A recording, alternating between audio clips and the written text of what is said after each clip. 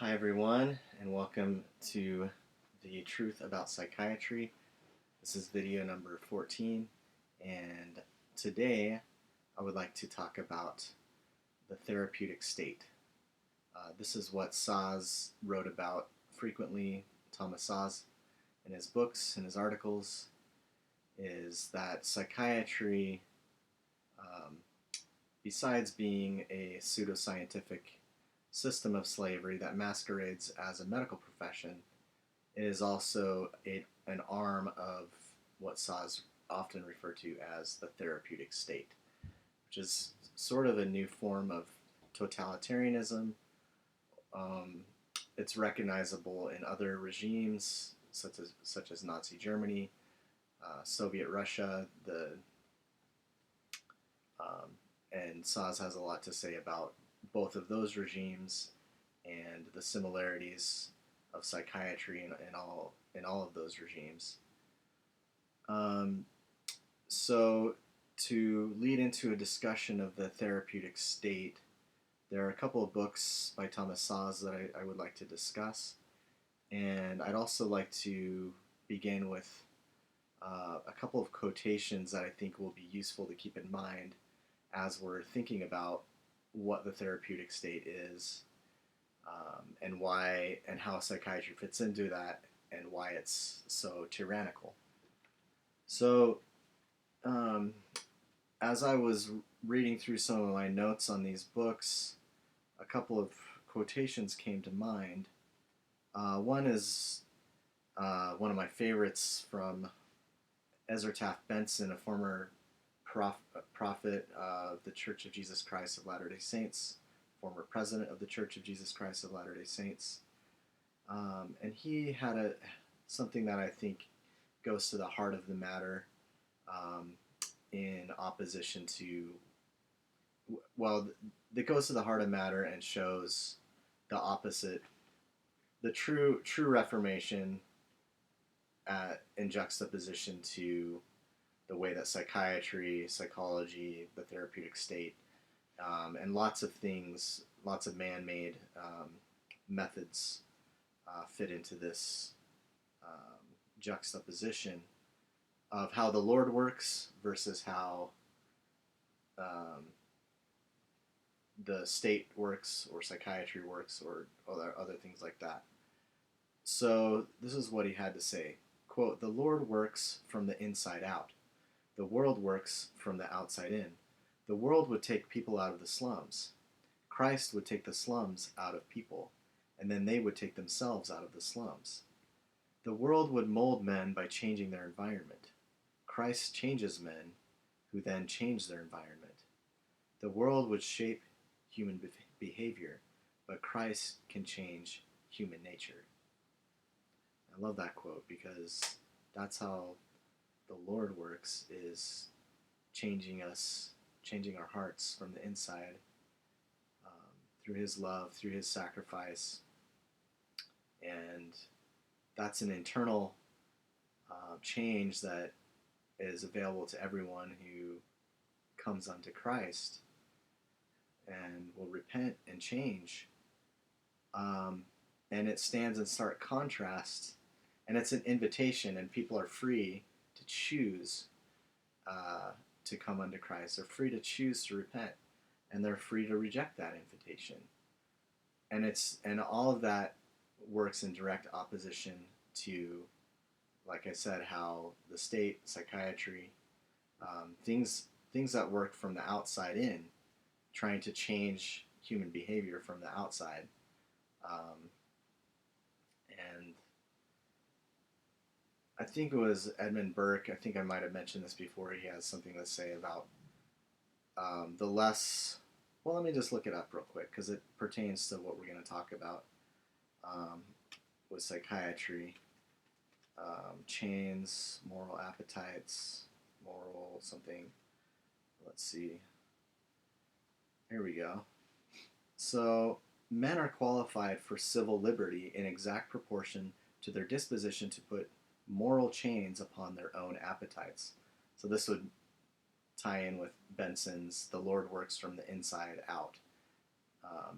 people choosing to put moral chains on their own appetites. In proportion as they are more disposed to listen to the counsels of the wise and good in preference to the flattery of knaves, society cannot exist unless a controlling power upon will and appetite be placed somewhere, and the less of it there is within, the more there must be without.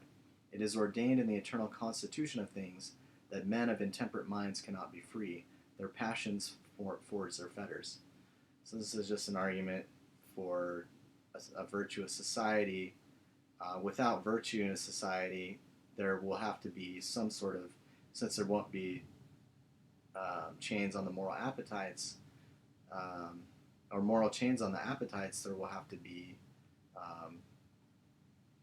controlling power from without, which all of this contributes to the rise of totalitarian regimes and to pressures for change from the outside. Man, that just reminded me of another quote, if I can find it real quick, because it ties into that as well.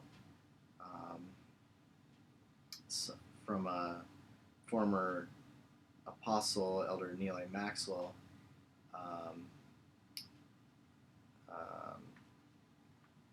about, let's see,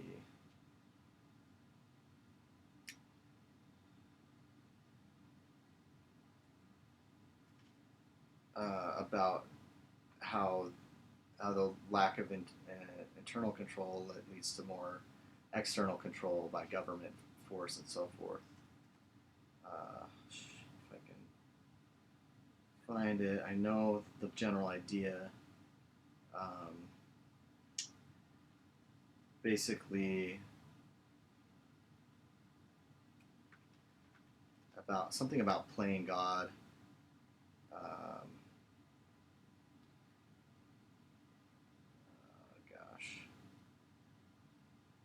I don't know if I'm going to be able to find it quickly enough. So I'll have to look that up later, but basically the same idea that there's a lot of people that are going to be very eager to swoop into that vacuum that's left behind by lack of virtue or lack of moral chains on the appetites. And the less of that is within, the more will be without, and there will be many people. And psychiatry is a good example of that, of what swoops into as the external force. And it's not always because there's not internal control or change going on. It's just that psychiatry is just very aggressive that way. So there's a couple quotes. Also, I thought of C.S. Lewis. He has an essay called "The Humanitarian Theory of Punishment." I recommend the whole essay to you. It's very prescient, and Lewis understood what I think, and all this pertains, I think, to what we're seeing with the Wuhan virus, the response to the Wuhan virus. So here it is, a passage from The Humanitarian Theory of Punishment. C.S. Lewis, quote, "And when they are wicked, the humanitarian theory of punishment will put it in their hands a finer instrument of tyranny than wickedness ever had before. For if crime and disease are to be regarded as the same thing, it follows that any state of mind which our masters choose to call disease can be treated as a crime and compulsorily cured. It will be vain to plead that states of mind which displease government need not always involve moral turpitude and do not therefore always deserve forfeiture of liberty. For our masters will not be using the concepts of desert and punishment, but those of disease and cure. We know that one school of psychology already regards religion as a neurosis. When this particular neurosis becomes inconvenient to government, what is to hinder government from proceeding to cure it? Such cure will, of course, be compulsory. But under the humanitarian theory, it will not be called by the shocking name of persecution. No one will blame us for being Christian. No one will hate us. No one will revile us. And this is the key passage. The new Nero will approach us with the silky manners of a doctor, and though all will be in fact as compulsory as the tunica molesta or Smithfield or Tyburn, all will go on within the unemotional therapeutic sphere where words like right and wrong or freedom and slavery are never heard. And thus, when the command is given, every prominent Christian in the land may vanish overnight into institutions for the treatment of the ideologically unsound. And it will rest with the expert gaolers to say when, if ever, they are to re-emerge. But it will not be persecution. Even if the treatment is painful, even if it is lifelong, even if it is fatal, that will be only a regrettable accident. The intention was purely therapeutic. Even in ordinary medicine, there were painful operations and fatal operations. So in this, but because they are treatment, not punishment, they can be criticized only by fellow experts and on technical grounds, never by men as men and on grounds of justice. So the new Nero will approach us with the silky manners of a doctor. And so all of this treatment for the ideologically unsound will be conducted in the name of therapy, in the name of humanitarianism, and ostensibly for the good of the person who is being treated. So C.S. Lewis was prescient in this, and his mention of the therapeutic ties into, of course, Thomas Szasz' concept of the therapeutic state. And this therapeutic state has been growing for quite some time. So Thomas Szasz wrote a book called Pharmacracy, Medicine and Politics in America. This guy right here. And I would like to introduce you to this book, and maybe in connection with those previous thoughts, we'll think about also what's going on presently with the Wuhan virus and the reaction of the state to this pandemic. So I write, I have a new favorite book by Thomas Szasz. Pharmacracy, Medicine and Politics in America is a tour de force of philosophical, political, and moral insight. Moreover, it is a delight to read. Szasz' thesis in this book is simple and straightforward. Pharmacracy, Szasz argues, is political rule legitimized and enforced by experts on diseases and drugs. The pharmakoi, much as democracy, is political rule legitimized and enforced by the will of the people, the demos. Szasz drew inspiration for the title from Alexis de Tocqueville's Democracy in America, and he aimed to demonstrate how pharmacracy now dominates American life. Pharmacracy, Szasz writes, exhibits the following characteristics: the transfer of authority for defining disease and treatment from physician to politician, the deliberate blurring of boundaries between disease and non-disease, between the medical treatment of disease and the use of medical personnel or medical technology to alter non-disease, the severing of the contractual economic relationship between the physician who delivers medical care and the patient who receives it. The basic problem that Szasz so clearly understands and articulates is that the modern therapeutic state, a term that Szasz proposed in 1963, emerged from the tyranny of healthcare that masquerades as benevolent medicine. Quote, making the physician an agent of the state or of a third party controlled by the state and exempting the patient from financial and personal responsibility for caring for his own health are bound to have far-reaching and undesirable consequences for both parties as well as for society. This indeed has been the experience in every country that has nationalized health service. So I'm seeing a connection here already with Benson. Obviously, Ezra Taft Benson was talking about spirituality, about internal change in terms of spiritual rebirth. But Szasz here, he's obviously talking about health, and where Benson was saying, the individual is in charge of choosing to invite that change from Christ internally. I would say similarly, Szasz is saying that the individual is in charge of his health, and that can't be delegated to someone else. Szasz has an incredible knack for encapsulating his thesis in pithy and memorable prose. People have always longed for universal health care, and rulers have always supplied them with this service, or more precisely, with a policy that the ruled accepted as such a service. In the Middle Ages, as the ruled accepted as such a service. In the Middle Ages, universal health care was called Catholicism. In the 20th century, it was called communism. In the 21st century, it is called universal health insurance. So Szasz is being provocative there, and I mentioned that I disagree with a lot of his observations on religion, because he was an atheist and didn't quite understand some important spiritual things. But I think what he has to say about questioning the necessity and efficacy of universal health care is something that he did well.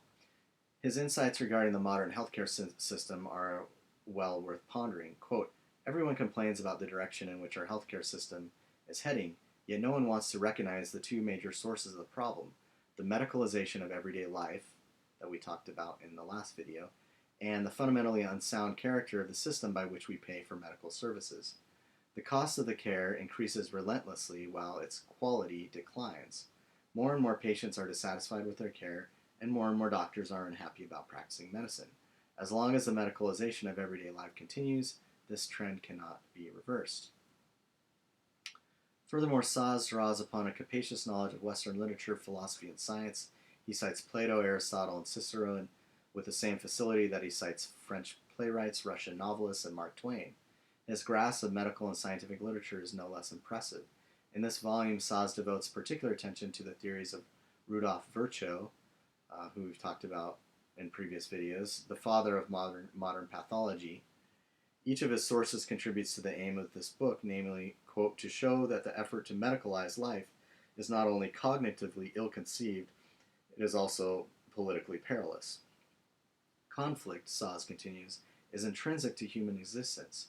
Regulating disagreements as if they were diseases is a recipe for forfeiting liberty in pursuit of an illusory therapeutic paradise on earth." So that last point, regulating disagreements as if they were diseases, recipe for forfeiting liberty. So I think that is sometimes what we have in mind when we think of healthcare. It's the pursuit of an illusory therapeutic paradise on earth. Even in this Wuhan virus, it's not to say there's not a real virus. It's not to say that it's not dangerous and that we should be careful not to be infected or infect others. But it's a lot of the discourse seems to revolve around this idea that what we're trying to build is this illusory therapeutic paradise on earth, which is not at all what the founding fathers had in mind, and I don't think it's even something really worth aiming towards. Szasz begins this book with an inquiry on disease. He starts with a simple Socratic question: what is disease?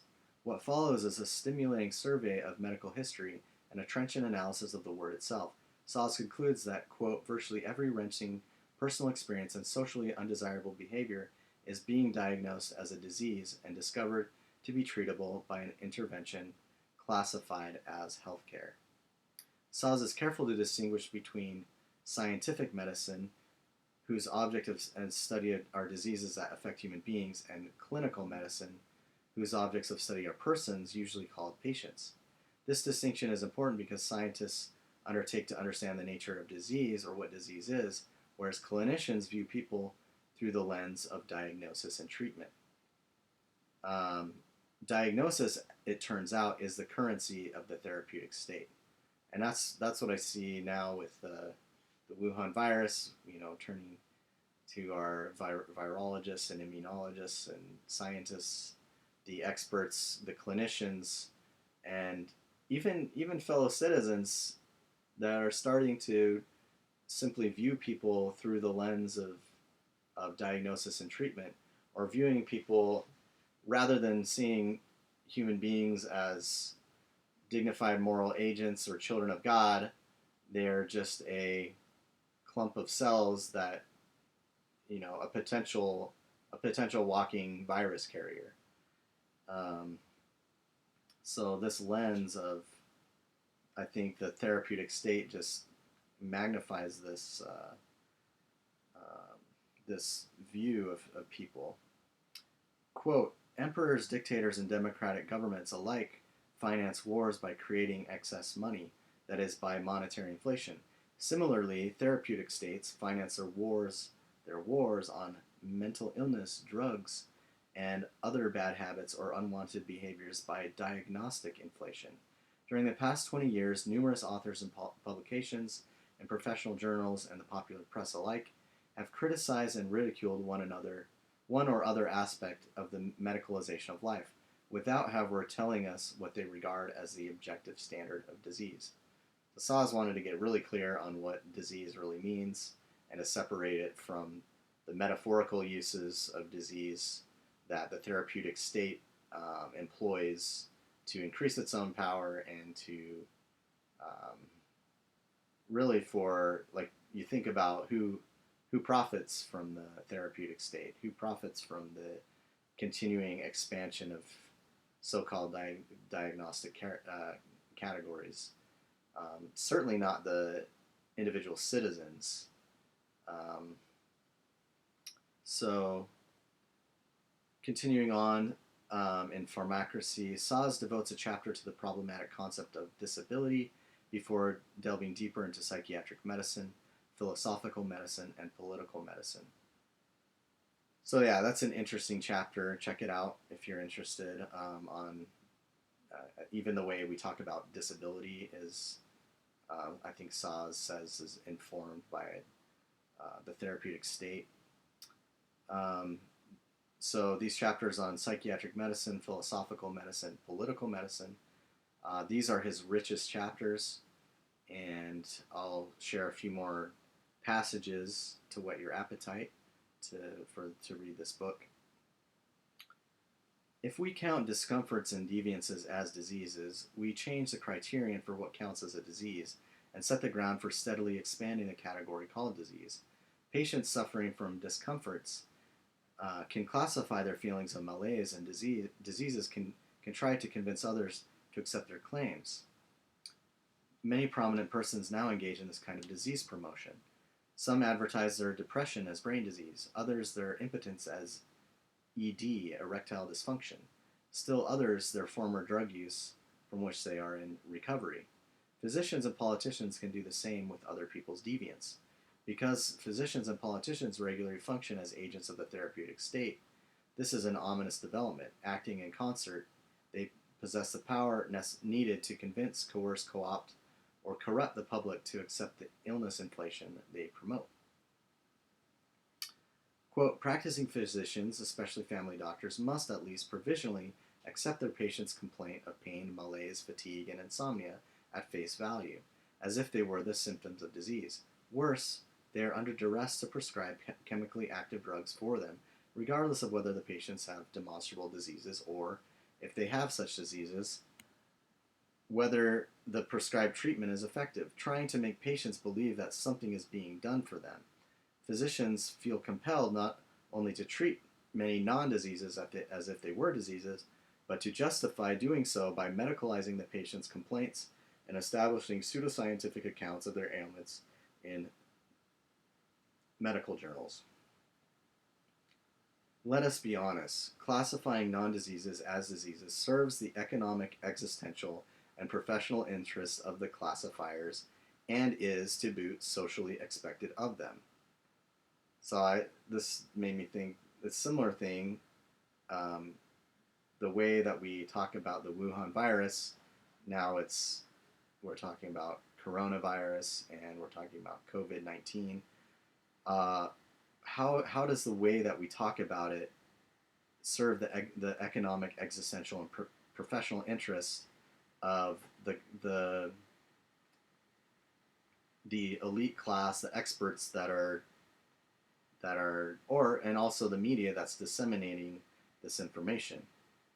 For the vast majority of healthcare professionals, especially the legions of psychologists, social workers, grief counselors, drug abuse specialists, and other practitioners of existential cannibalism, it would be professional suicide to categorize non-diseases correctly. If their every instinct of self-interest opposes such truth-telling. After incessantly inflating the concept of illness, medical professionals and the media have in effect lost their ability to call a spade and a heart a non-spade. Confronted with sufficient pressure from individuals, institutions, and the state, they are too confused or timid to call phenomena that lack the requisite features of diseases non-diseases.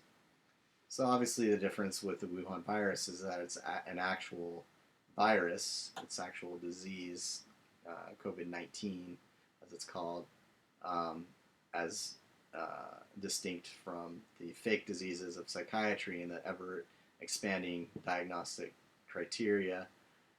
But it's still being used in the therapeutic state.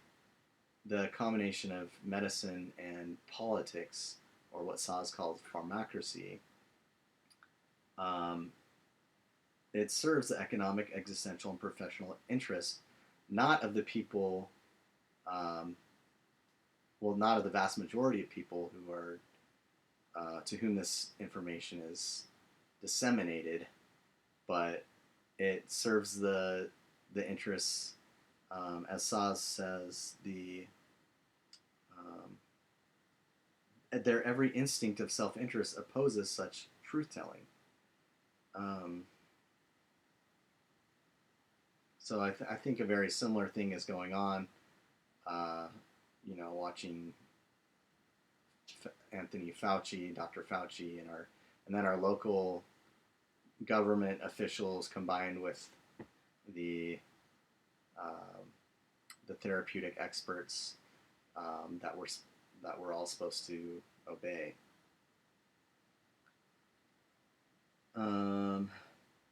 Coercion masquerading as medical treatment is the bedrock of political medicine.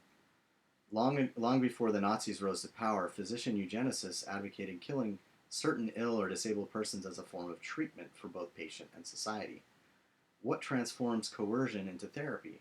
Physicians diagnosing the subject's condition as a disease, declaring the intervention they impose on the victim a treatment, and legislators and judges ratifying these categories as diseases and treatments.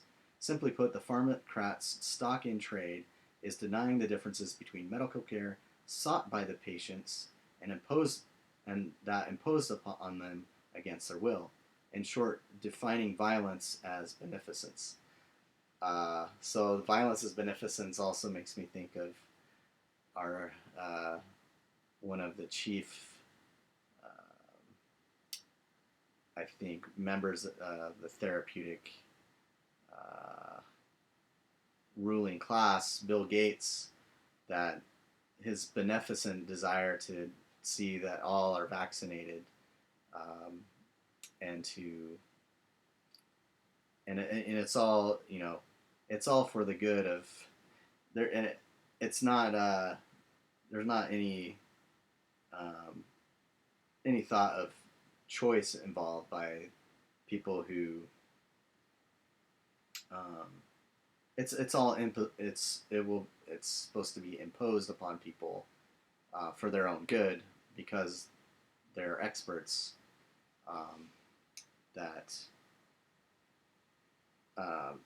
ostensibly are working for the common good, but I'm highly skeptical that that's actually the case. Quote, after vanquishing the two 20th century statisms, National Socialism and Communism, we are sacrificing our freedom on the altar of the most Catholic and democratic of all modern statisms, the ideology of pharmacracy embodied in the therapeutic state, guaranteeing every man, woman, and child a right to health care. Please read the entire book. You won't be disappointed. There might be a few more passages. Szasz is, like I said, he's pulling out quotes from Tocqueville, from Molière, from Jules Romain, there's a satirical play called Knock that I really want to read. I haven't read it yet, but it apparently is a good example of how the therapeutic state works. And so he's always got a lot of great literary support to his arguments. Talks about virtue, the concept of disease.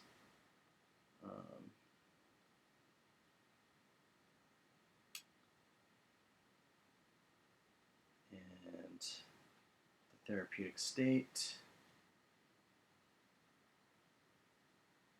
I know there was some passage in here that I really wanted to share with you. It quotes G.K. Chesterton.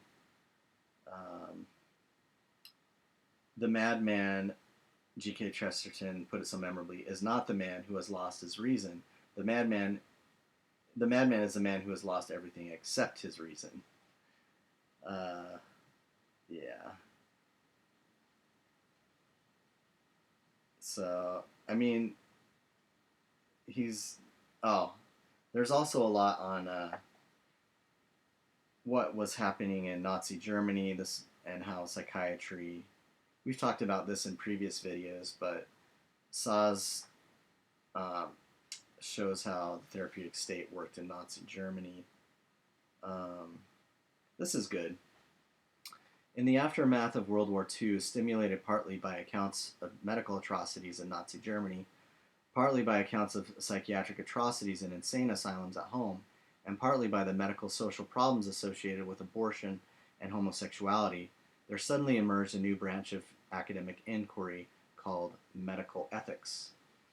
With great speed, medical ethicists established their own journals and proceeded to generate a vast literature, much of it devoted to justifying various medical interventions considered controversial. Almost overnight, medical ethics became a prestigious academic and medical discipline and a widely discussed topic in the popular press. Most medical ethicists were and are philosophers, theologians, and physicians, a disproportionately large number of the latter being psychiatrists. The status of psychiatry as a medical specialty is marginal at best. Psychiatrists have a long history of violating basic human rights. Hence, the dominant role of psychiatrists in medical ethics casts a moral shadow over the field.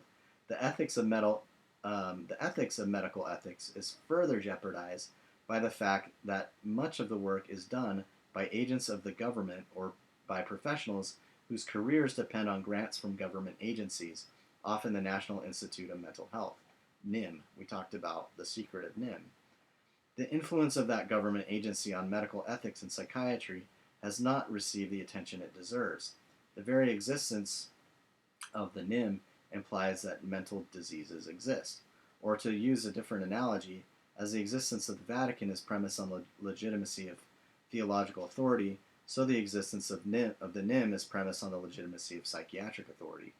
The situation has virtually precluded unbiased philosophical inquiry into the ethics of psychiatry and has contaminated all of medical ethics.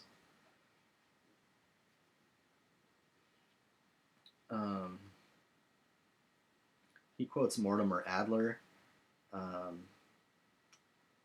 Mortimer Adler, very clear thinker, said, It is clear that in the strict meaning of disease, only the body can suffer lesions. The intellect as such cannot be diseased, though it can be affected by a diseased body. Abnormalities, which are not strictly diseases, are the result of habit formation, contrary to the norms of good conduct, in other words, vicious characters. And Szasz says, today this view is considered outmoded, and the language which Adler has cast is excoriated as lacking in compassion. So there's Mortimer Adler speaking truth, and Szasz defending truth.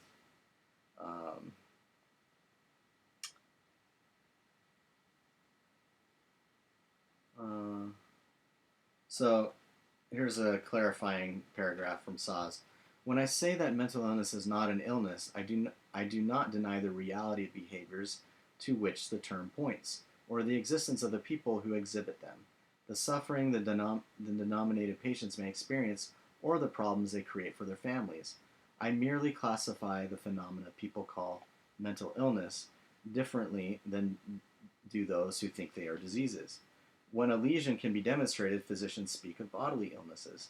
When none can be demonstrated, perhaps because none exists, but when physicians and others nevertheless want to treat the problem as a disease, they speak of mental illnesses. The term mental illness is a semantic strategy for medicalizing economic, moral, personal, political, and social problems. And I agree with Szasz there.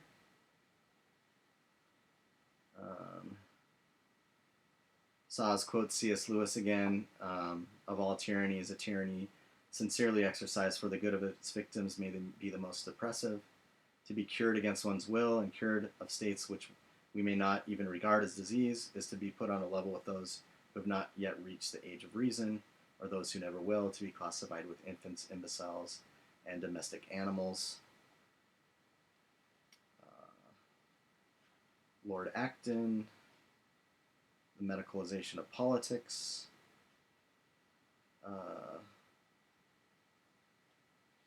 See if there's anything else. The metaphor of war. People are always talking about the war against this, the war against cancer, the war against drugs, the war against the invisible enemy, the war against coronavirus.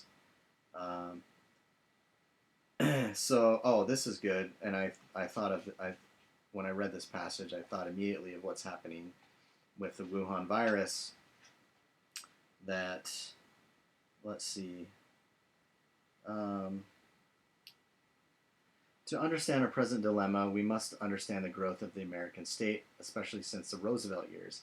This was a period during which the United States became a complex, bureaucratic, regulatory welfare state, a condition brought about by means of the time-honored political tactic of declaring a national emergency, requiring that all of the state's human resources be mobilized. Every collective revolution, warned Herbert Hoover, quote, rides in on a Trojan horse of emergency. It was the tactic of Lenin, Hitler, and Mussolini. This technique of creating emergency is the greatest achievement that demagoguery attains. The infamous Georges Jacques Danton, French Revolution, declared everything belongs to the fatherland when the fatherland is in danger. 2 years later, the fatherland repossessed his head. To the executioner about to guillotine him, he said, "Show my head to the people." So there's a member of the Therapeutic State, of the therapeutic leaders that became a victim of the very therapeutic state that he defended.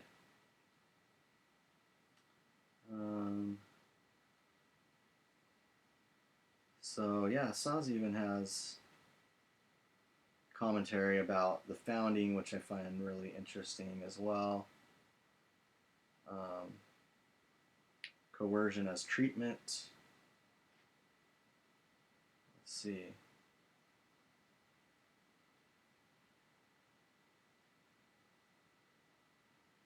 Okay, so he says explicitly about communism and Nazism.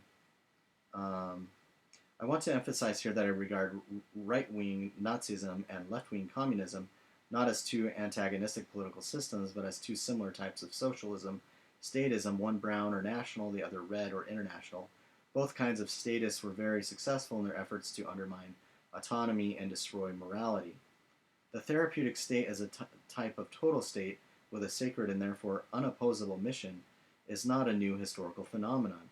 The theological state, the Soviet state, and the Nazi state may be viewed as former incarnations of it. To illustrate and underscore the problems intrinsic to the alliance between modern medicine and the modern state, I shall briefly review the anatomy of National Socialist Germany as a type of the therapeutic state.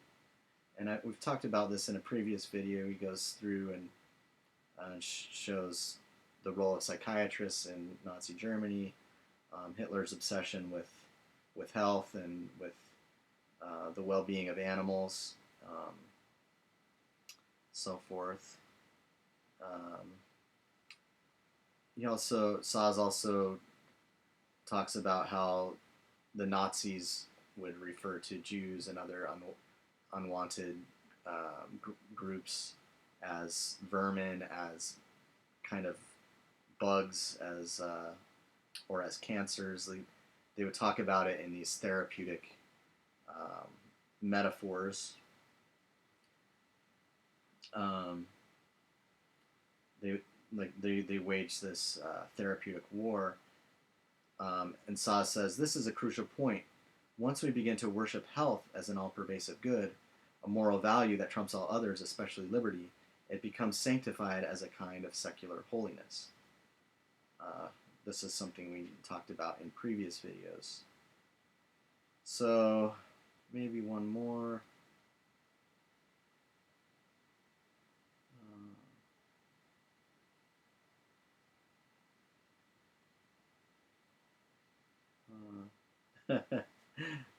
I like Szasz here. He says, clearly the leading cause of death is being alive.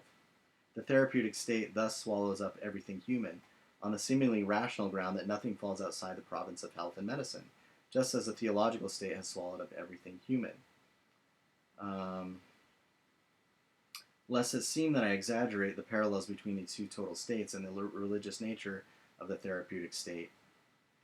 So yeah, this is a key point, that it's not just a therapeutic state, the combination of medicine and the state, but pharmacracy is actually, there's a religious nature to it. And you see this as, if you don't adhere to this religion of the therapeutic state, then many people will see you as a heretic. Parallels between the two total states and the religious nature of the therapeutic state. Consider Vice President Al Gore's by no means atypical remarks offered at an address at Emory University, pledging to wage the war on cancer with renewed vigor. So he quotes Al Gore. So Szasz was, he was very alert to what politicians were doing.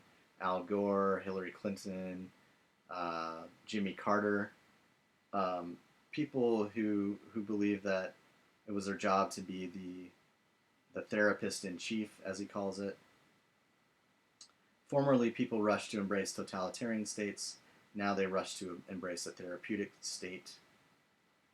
When they discover that the therapeutic state is about tyranny, not therapy, it'll be too late. He quotes Goethe. With astonishing prescience, Goethe anticipated such a humanistic medicalization of life. He wrote, quote, I believe that in the end humanitarianism will triumph, but I fear that at the same time the world will become a big hospital, each person acting as the other's humane nurse. And that's a good introduction to Pharmacracy, Medicine and Politics in America. And I think we can see, especially with the Wuhan virus, how everything seems like a big hospital and everyone acting as the nurse to the other, or what C.S. Lewis called the omnipotent moral busybodies. Now the derogatory term being used is a Karen. And so, in connection with that, Medicine and Politics in America, Szasz has another great book, The Therapeutic State. So this is a collection of essays on psychiatry in the mirror of current events. Just a whole bunch of essays that all pertain to psychiatry, the therapeutic state, and examples, um, just showing examples of his thesis in real life. There's just so many of them, but this book I would recommend as well because Szasz was very politically active as well, and he saw so much of what psychiatry was doing on a political level, and there's so many examples in here of famous people who have been mistreated or abused in psychiatry. One, Tennessee Williams, the playwright, author. I didn't realize that he, his sister was lobotomized against her will. His mother was incarcerated in an insane asylum. He was subjected to psychiatric rehabilitation against his will. Just all sorts of stuff that he went through.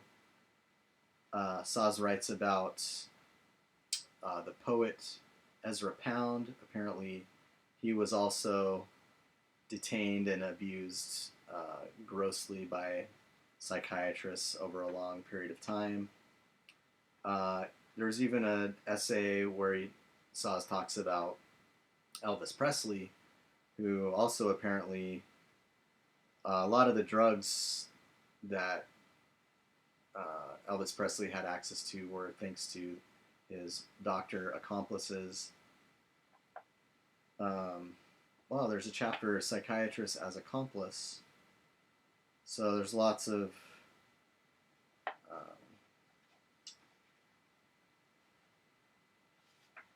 essays on psychiatry and politics. The case of John Hinckley, the man accused of shooting President Reagan, and how he got away with the insanity defense and how that's wrong. Szasz is highly critical of the so-called insanity defense. Chapter on Ezra Pound, as I mentioned.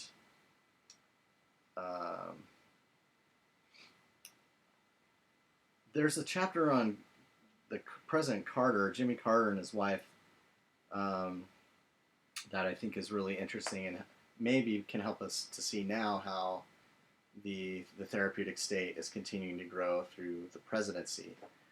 But the Carters, let's see, with the election of Jimmy Carter, all this has changed. Here, for the first time in American history, a president, indeed a whole presidential family, really believed in mental health, just as they really believed in Jesus and being born twice. The upshot is a veritable psychiatric presidency, a fitting ornament for the therapeutic state. So Szasz always has to bring in religion and make fun of that, which is, I think, hurts his case. I don't think it's a smart move by him. But he paid attention to what Jimmy Carter and his wife were doing. It was her pet project to devote herself to so-called mental health. She thought that 50 million of her countrymen are in need of mental health services.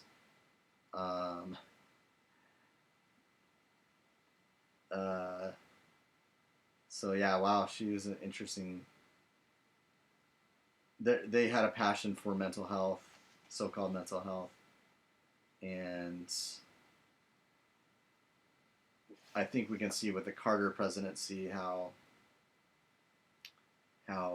the therapeutic state is really blossoming. So it's from the time of Roosevelt to then to Jimmy Carter. But there's more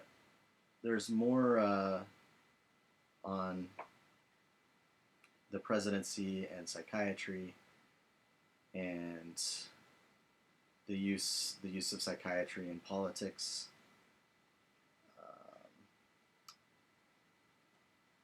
There's a whole section on psychiatry in the USSR and how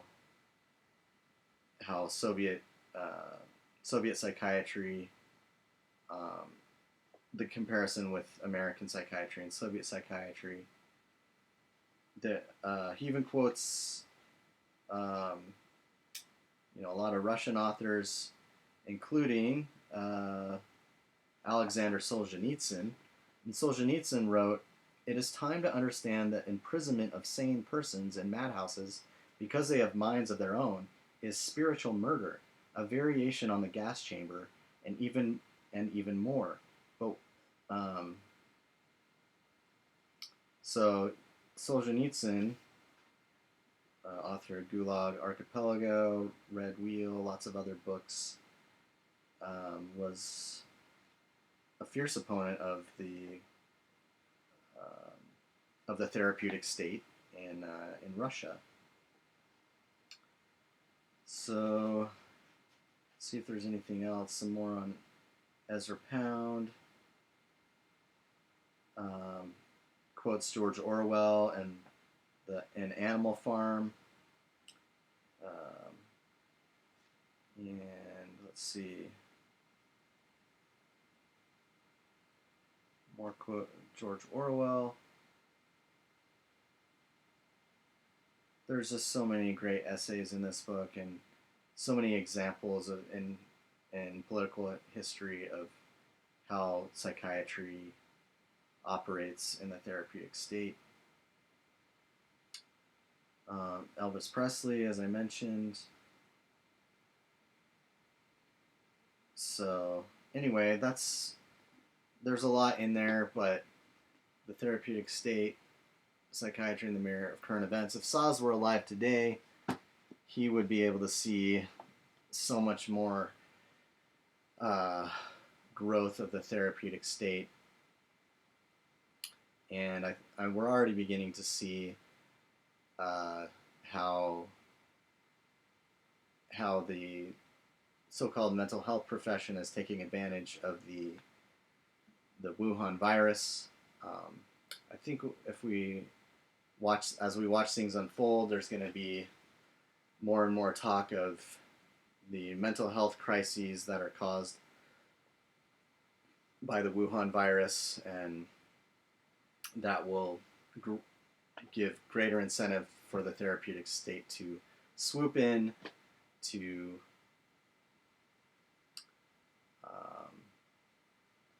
fill the vacuum where formerly people thought about taking care of their own health and thought about the internal change that we talked about at the beginning of this video.